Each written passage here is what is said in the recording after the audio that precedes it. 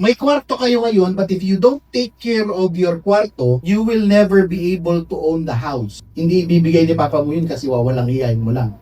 At pag hindi binigay ni Papa mo yun at hindi ka marunong mag-alaga ng kwarto mo, later on, kailangan mo mag-produce ng sarili mong bahay. E paano pag hindi ka talaga marunong? Dahil kakwarto mo nga lang, hindi ko kayang ligpitin. Mangyayari sa'yo, mawawalan ka totally ng bahay.